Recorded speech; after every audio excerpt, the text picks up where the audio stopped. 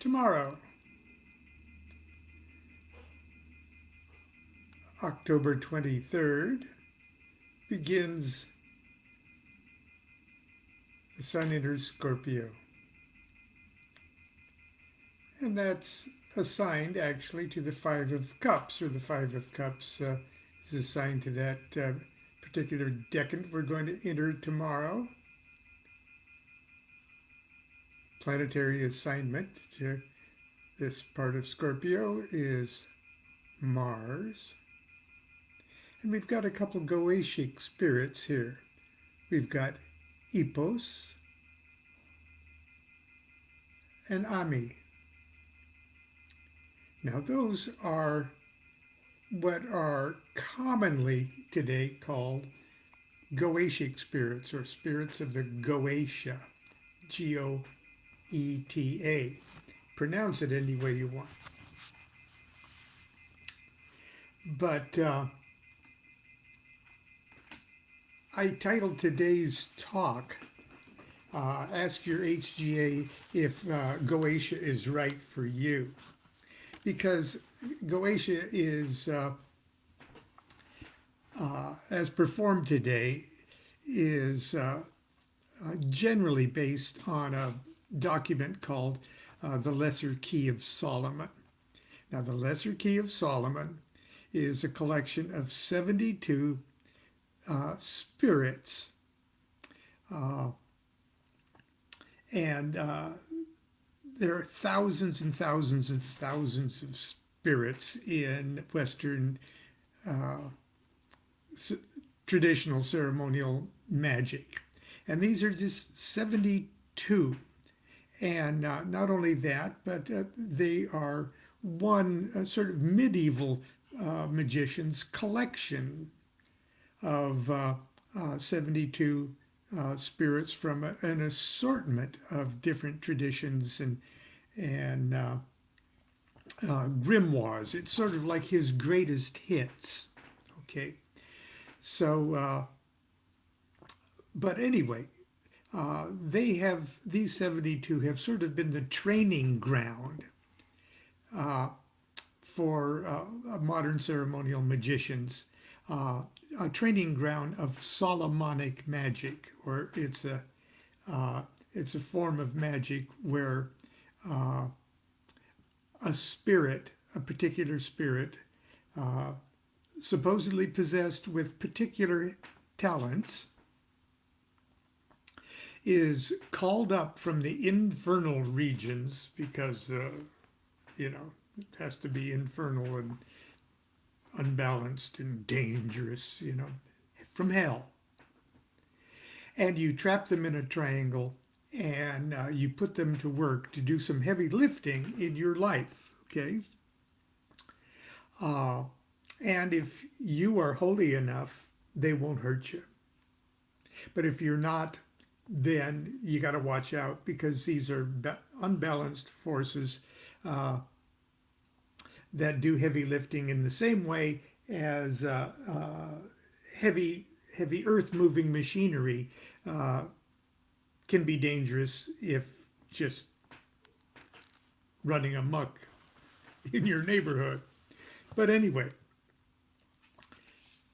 here's how the Lesser Key of Solomon describes Epos. Goetic spirit number 22. Epos, that's his seal. Pretty cool seal. He is an earl and a mighty prince, and appeareth in the form of an angel with a lion's head, and a goose's foot, and a hare's tail. He knoweth all things past and present and to come. He maketh men witty and bold. He governeth 36 legions of spirits, and that's his seal.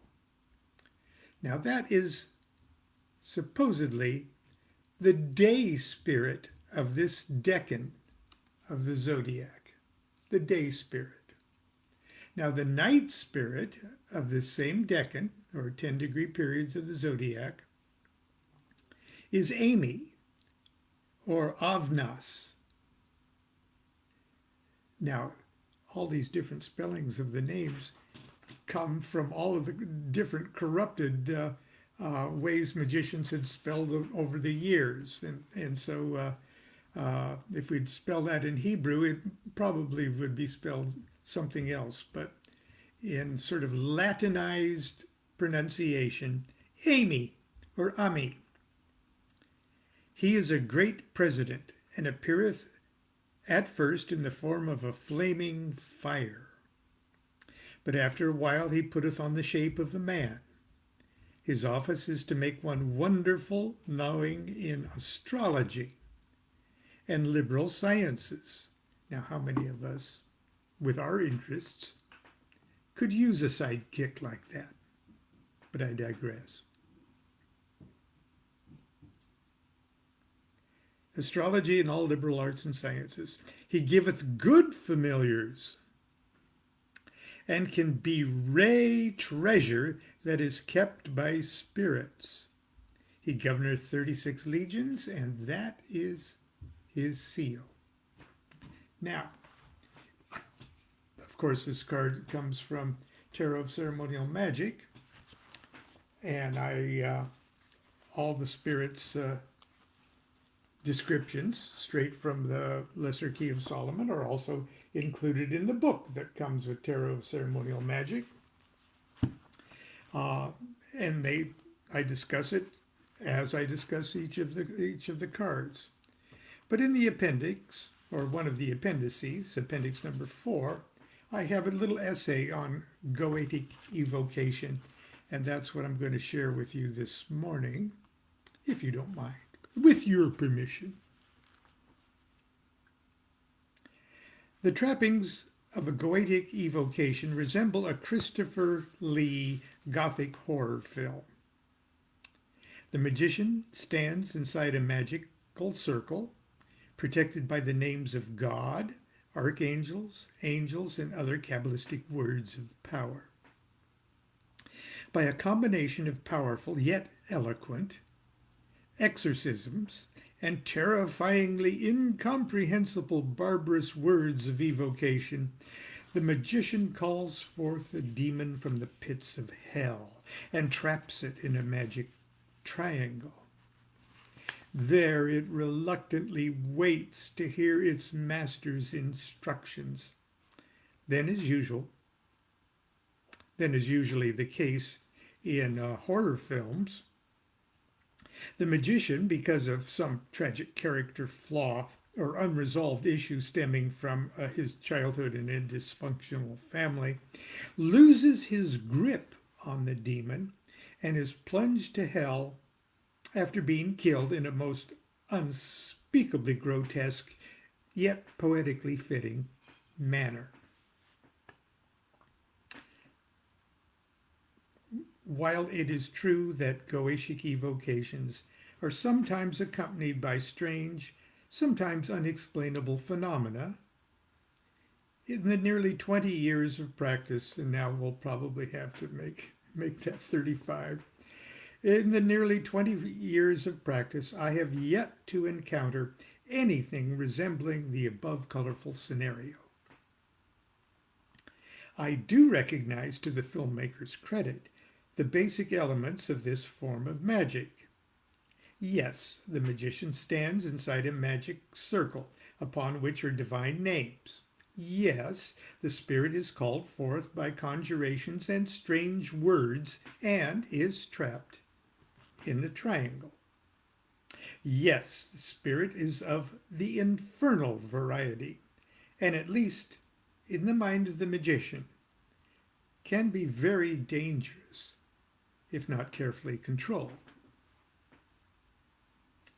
The obvious question becomes at this point, why on earth would anyone in their right mind involve themselves in such an enterprise?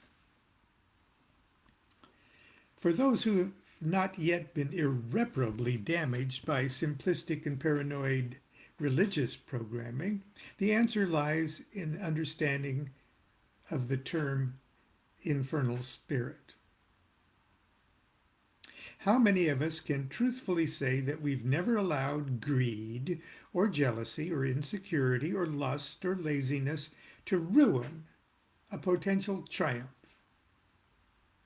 How many times have you said to yourself, I am my own worst enemy? How could these bad habits and character flaws Couldn't these bad habits and character flaws be viewed as nasty little imps who pop up at the worst possible times and torpedo even the best laid plans? Wouldn't we just love to master them and force them to work for our benefit instead of our undoing? Certainly, from one perspective, hell is our own psyche, and the infernal spirits can be considered portions of the unconscious mind or aspects of our emotional life. Up until the moment of evocation, these demons remain uncontrolled and undirected. The various spirits of classical magical literature are convenient and some say uncannily accurate personifications of these various potential powers. What makes them dangerous is the fact that, unless they are called forth and forced to labor in harmony with the magician's will, they will continue to run amok and work their mischief. The 72 spirits of the Goetia are drawn from one of the best-known grimoires of all time, as Lon said, the Lesser Key of Solomon, the first book of the Lemegeton. Several of the spirits appear to be degenerated versions of the gods of the ancients. As example, Baal, Ashtaroth, Astarte, and Belial, while others appear to be the genie of the Alf Layla, wa Layla, 1001 Arabian Nights. Those who in the past translated, copied, and recopied the various texts of the Lemegeton were obviously not sympathetic to the pagan theology represented by the spirits. And so we can never be sure what the original attributes of the spirits actually were. The mere fact that they have come down to us as fallen angels of the classic Miltonian ilk is suspect itself. Even more striking is the sex-negative attitude displayed by the fact that all the spirits are male, including the Dukes Ashtaroth, the goddess Astarte, and Gremory, who appears as a beautiful woman, and Vepar, a mermaid. There are those whose opinions I respect very much, who maintain that the spirits of the Goetia have an objective existence and can and do operate independently of the magician's will. There are others who aver that they are entirely subjective and have no existence outside the magician's mind. Aleister Crowley went so far in his introduction to the Goetia to say that the spirits are portions of the human brain, which, if properly isolated and disciplined, can be of great aid to the magician. But elsewhere in his writings, it appears he takes an entirely different attitude. Now, how many times have we been told in school, or at least I was, that we use only a little teeny tiny portion of our brain, and if we used it all, we could, walk on water, read minds, things like that. But anyway, so keeping that in mind, Crowley's thing about portions of the human brain is not too far-fetched. Goetic magicians fall into two broad categories: those who strive as far as humanly possible to replicate what they believe to be the original modus operandi, and those who don't. It all depends upon the individual magician.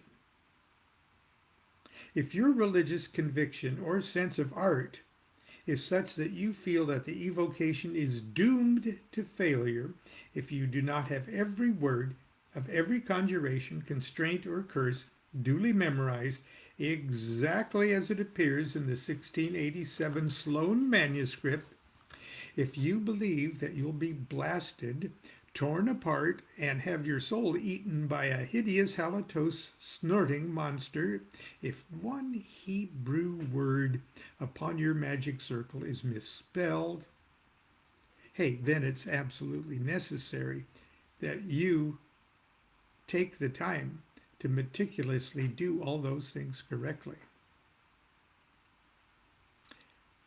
On the other hand, if you feel confident that there's a simple formula of attitude and action that's the key to a successful evocation, and as long as the basic elements of that formula are mastered, the operation will be a success.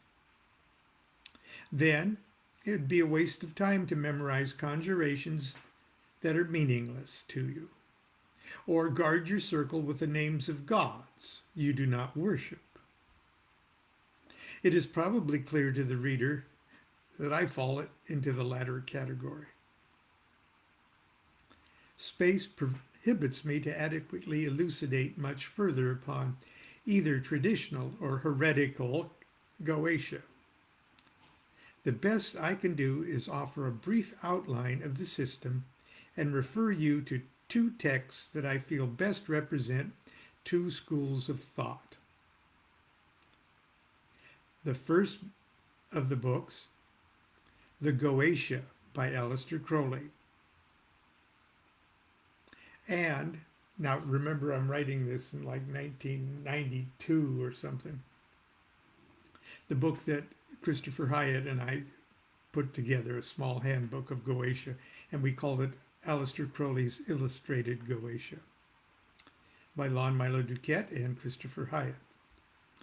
The former, or Goetia, is a faithful reproduction of the first book of the Lemegeton, which was translated by S.L. MacGregor Mathers and introduced by Aleister Crowley. This text contains all the various conjurations and constraints, plus the seals and attributes of the spirits, and many details relevant to a classic evocation. The latter, anyone who seriously wants to embark upon Goetic evocation must be profoundly familiar with this text, or in other words, the Goetia, first book of the Lemegeton. The latter is an attempt, or Aleister Crowley's Illustrated Goetia, is a later attempt by Dr. Hyatt and myself to point out the psychological treasures in the Goetic evocations and give examples of modern innovations of the system. We have included selected classical conjurations and, of course, the seals and attributes of the spirits. And all of that's also included in this book. This text also includes 72 illustrations by artist and Goetic magician David P. Wilson. And you may also know him in his later incarnation as the author S. Jason Black, now deceased. Even if I were not co-author of that text, I would recommend it to any student of Goetia. Okay, here I am plugging myself again.